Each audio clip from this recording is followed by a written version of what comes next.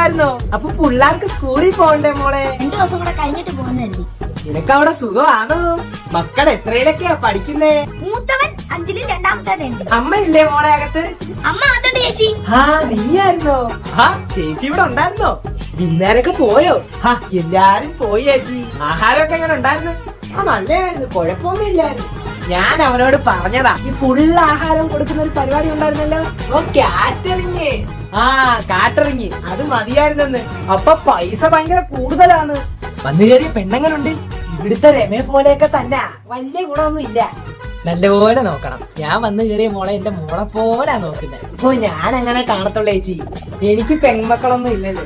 വന്നു കയറിയ മോളെ എന്റെ മോളെ പോലെ ഞാൻ നോക്കും, ചേച്ചിയെ പോലെ. അതന്നെ, എനിക്ക് ഇവിടെയുള്ള ഇവളും എന്റെ മരുമോളും ഒരു വ്യത്യാസവും ഇല്ല. രണ്ടും എന്റെ മക്കളാ. ചേച്ചി വന്നോ? ചായ എടുക്കട്ടെ?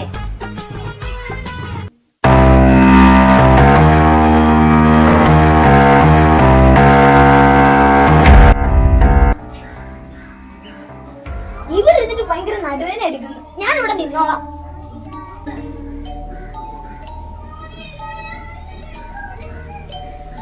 വന്നു കയറിയ പെൺമക്കൾ ഉമ്മർത്ത് വന്നിരുന്ന് ചായ കുടിക്കത്തില്ല. കേൾപ്പോടി.